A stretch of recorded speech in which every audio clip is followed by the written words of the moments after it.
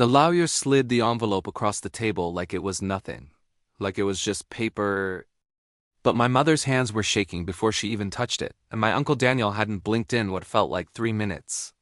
I remember thinking, this room smells like old books and something floral, probably from the arrangement near the window, and how strange it was that a place this ordinary could hold something that was about to change everything.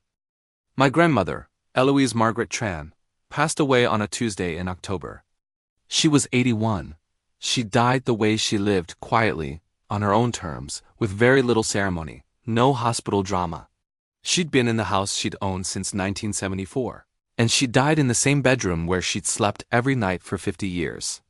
My cousin said the neighbors didn't even know until the funeral home arrived. She left behind a house, a savings account, and a will that her own attorney described carefully, professionally, as unusually specific. That was an understatement. I need to back up because none of this makes sense without the context. And the context is long. My grandmother had 3 children, my mother, Carolyn, my uncle Daniel, and a third child, a daughter named Renee, who my family had not spoken about openly since I was 7 years old. I'm 31 now. The name Renee existed in our household the way a bruise exists under clothing. You knew it was there. You didn't ask about it. My mother would occasionally let it slip, your aunt, and then correct herself mid-sentence like she'd touched something hot. My Uncle Daniel was less subtle. Once, at Christmas dinner when I was maybe 14, someone, I think it was my cousin Theo, asked who was in an old photograph, and Daniel physically left the room when he saw which photo it was. What I knew, or thought I knew, was this. Renee had done something. Something involving money. Something involving my grandfather, who died when I was 3. And some business arrangement that had gone wrong in a way that left my grandmother struggling for several years. During a period I only understood in retrospect. There had been a confrontation, a legal threat. Renee had disappeared from our lives, and the family had apparently decided, collectively and without discussion, to behave as though she had never existed. Nobody sat me down and explained it. I absorbed it the way children absorb anything, in pieces, over years, through silences and changed subjects and the specific tension that entered my mother's body whenever the past got too close. So when the lawyer, a measured, silver-haired man named Mr. Okafor, who spoke with the deliberate patience of someone accustomed to rooms, full of grieving people, when he opened the will and reached the section marked Conditions of Distribution, and said the name Renee out loud for the first time in what felt like my entire adult life, the room didn't just go quiet. It went cold. Your grandmother has allocated her estate, the property at 44 Maplewood Drive, and the entirety of her liquid assets, to be divided equally among her surviving children and their families. He paused, not for effect, just because he was careful. However, she has attached a single condition to the release of those assets. All beneficiaries must participate in one facilitated meeting with Renee Tran Holloway. Proof of attendance must be submitted to this office within 90 days. Failure to comply by any beneficiary will result in their portion being redirected to a charitable trust. My mother said nothing. Daniel said, quietly, and with remarkable control, absolutely not. Mr. Okafor nodded once, like he'd expected exactly that. We didn't talk about it on the drive home. My mother stared at the passenger window the entire way, and I kept my eyes on the road, and the only sound was the heating vent and occasional rain against the glass. When I pulled up to her house, she sat there for a moment with her hand on the door handle, not moving. She had no right, she said, not angry, just flat. Like she was stating whether, Mom, she had no right to do this to us. She got out of the car.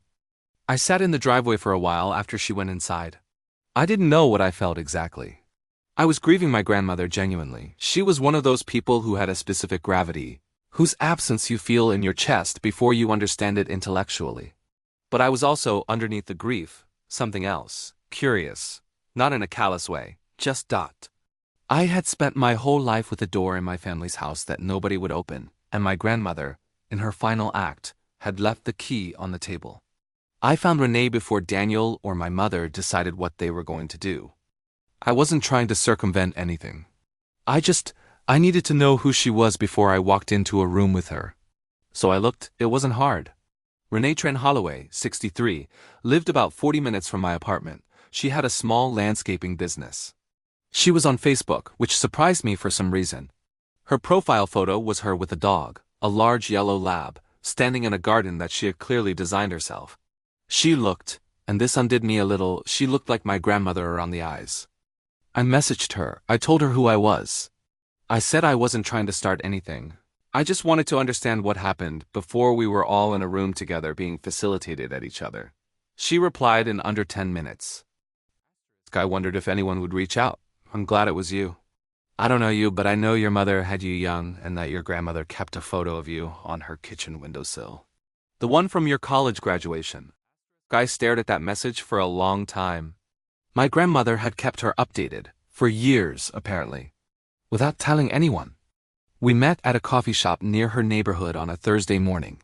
I got there early, ordered something I didn't really want, and sat facing the door. She walked in, and I recognized her immediately, not from the Facebook photo but from something older. Some familial geometry in the way she moved. She was tall, like my grandmother had been. She wore a green canvas jacket, and she looked nervous in a way she was clearly trying not to show, which I recognized because I felt the same way. We shook hands. It was awkward. We both acknowledged it was awkward. I've thought about this conversation for a long time, she said, wrapping both hands around her mug. I had whole versions of it planned. I don't remember any of them now.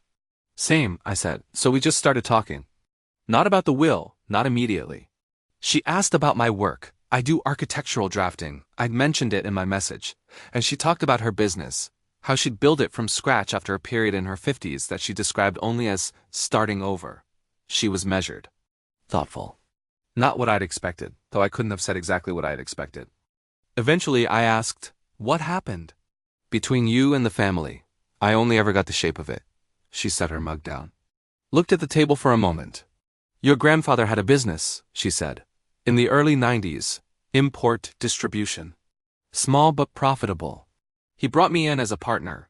Not legally, just informally, a family arrangement, because I had contacts he needed. I was 28. I thought I understood what I was doing. She paused. I didn't understand what I was doing. I made decisions that hurt the business. Not maliciously. I was young and I was overconfident and I trusted someone. I shouldn't have. A man I was seeing at the time who, I later found out, was deliberately steering me wrong because he wanted the distribution routes for himself. She said this with the flatness of something that had long since finished hurting. By the time your grandfather found out what had happened, we'd lost 2 major contracts, and there was a significant debt. He died 8 months later, heart attack. And your grandmother was left holding the damage. And the family blamed you, completely. And fairly in some ways, unfairly in others. I tried to explain about Marcus, the man I mentioned, but I had no proof at that point.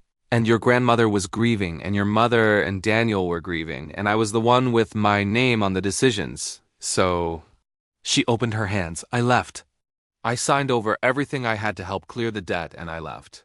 The cafe was filling up around us. Someone's espresso machine hissed. Did you ever get proof? About Marcus? Something shifted in her face. That's the part, she said slowly, that I think your grandmother knew about. And I think it's the reason she wrote the will the way she did. 2 years before my grandmother died, a man named Marcus Delarue, who had spent decades building a successful logistics company, was the subject of a civil suit brought by a former business associate. During the discovery process, documents surfaced that showed a pattern of deliberate interference in other people's deals going back to the late 80s.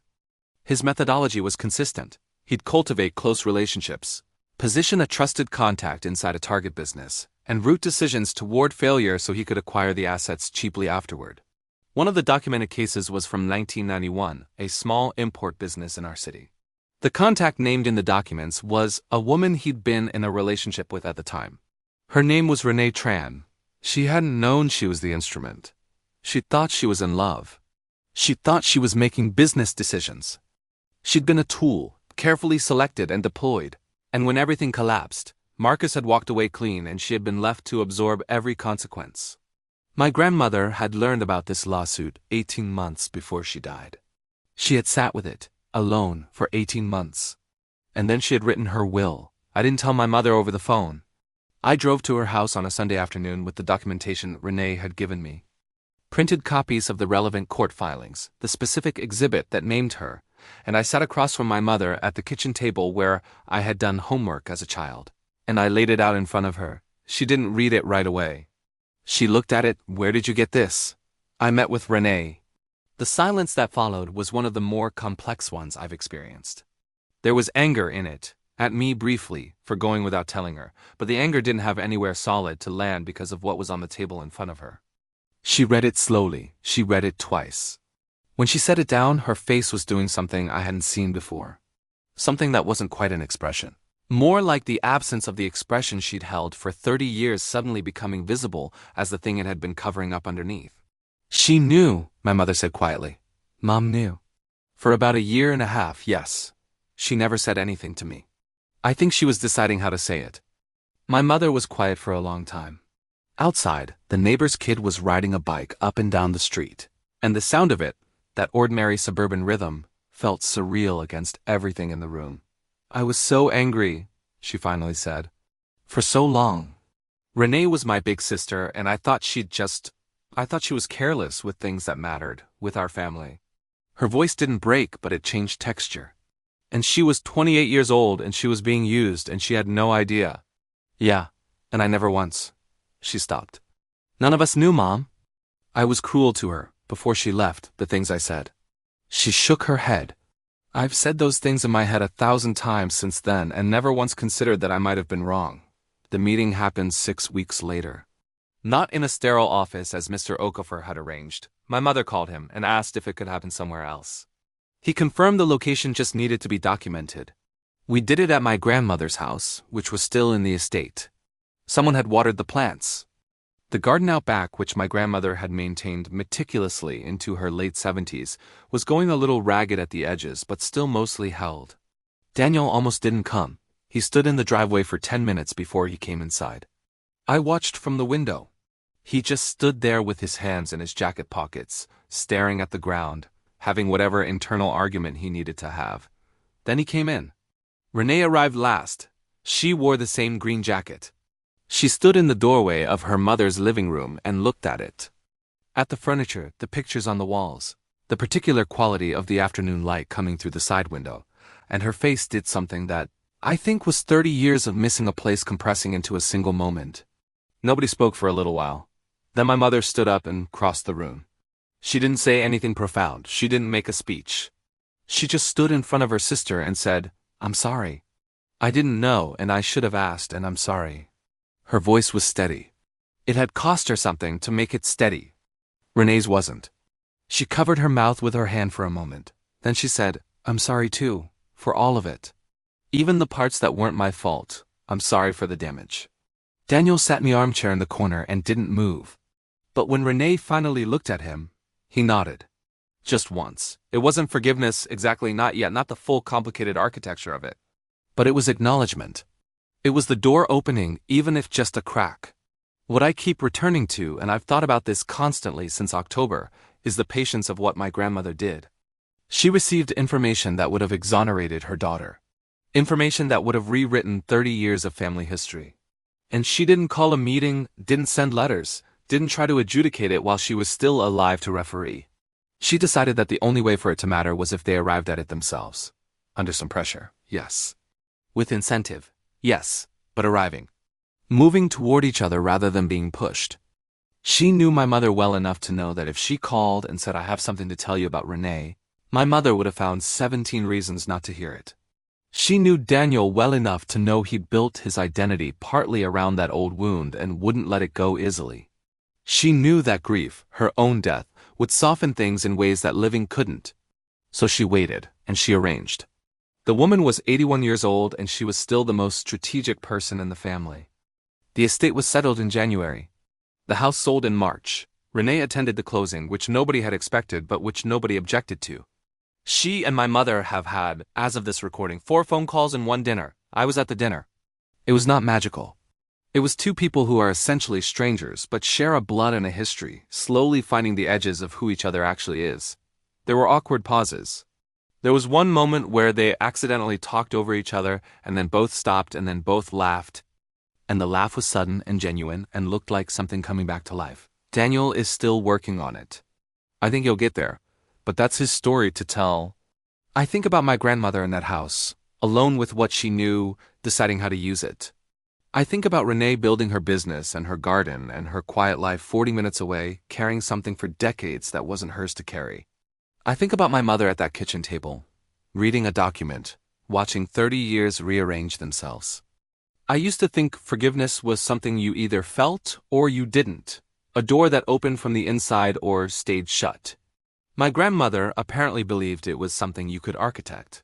Something you could build the conditions for and then step back from and let happen. She was right. She was almost always right. I just wish she'd been here to see it.